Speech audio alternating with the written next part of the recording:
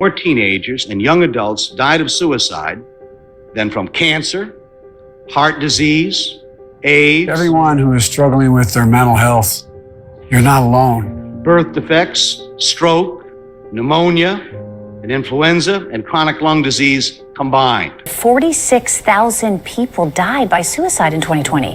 More than 1.2 million teenagers each year attempt to end their own lives. More than 50,000 Americans are diagnosed with a mental illness in their lifetime. Every year, 5,000 teens commit suicide. We need to take action on the mental health conditions in the U.S. Unfortunately, family problems have a huge part in the mental conditions of teens. People just like to ignore mental health, whether it's our veterans when they come back from war, or we just write people off saying, there's just something wrong with them.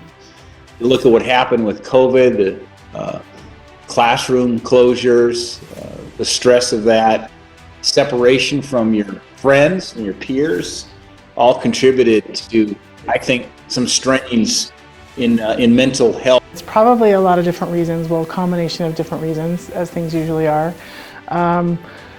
With the pandemic, there's a lot more isolation, and so a lot of people that really exacerbated things. If they were struggling with things, it made it worse. I think we look back on the pandemic and see that the lockdowns and the isolation resulted in more problems for our society than COVID actually. Veterans also have extreme struggles with mental health. Every day on an average of 44 veterans commit suicide as of 2022. The U.S. as a whole is severely suffering from mental health. India, China, and the U.S. have the worst mental health rates. Having any of our nation's warriors die by suicide is not acceptable. The U.S. and Australia have a tied depression rate, with 1 in 10 being affected by this. Many attempt to end their own lives. Why are there so many people committing suicide? Got a lot more fractured families, fractured homes, children without good, strong role models, female and male. We know that the best indicator for a child's success is coming from a stable two-parent home. We also have a shortage of mental health workers. We have burnout of mental health workers, and that's something we're also aware of and trying to figure out solutions there to help get more providers in rural states, particularly like Montana. I'm deeply concerned as a parent and as a doctor that the obstacles this generation of young people face are unprecedented and uniquely hard to navigate.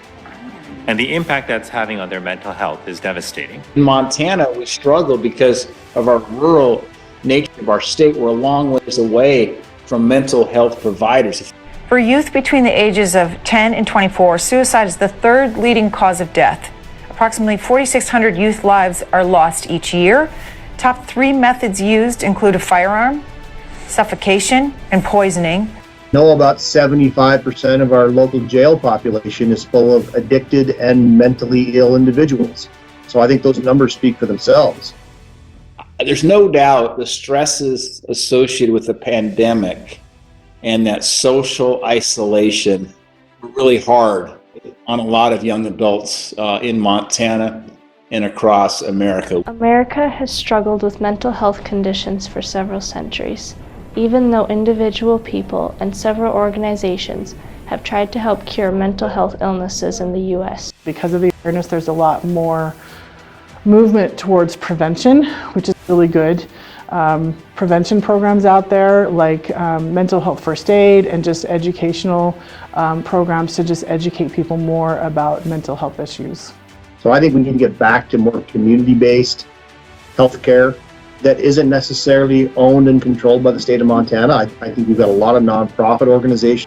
Saying anything negative about a man or a woman, what it is saying that the two working together do a far superior job than just one. Long ways to town, and there's a lot of isolation, and so trying to use telehealth can be a way that we can sometimes bridge that geographical gap. I think we've been inappropriately investing, I guess I won't say as a country, but I will say here as a state. Telehealth options like providing therapy and medical responses and things like that over telehealth has become much more readily available and accepted. I think we've been spending our money wrong on mental health. We've been focusing on single, central, state-run healthcare facilities. Fortunately, not much success has been made to help prevent mental illnesses in the U.S. If we work together as a nation to decrease mental health severity, we can save lives and improve the mental health of the future generations.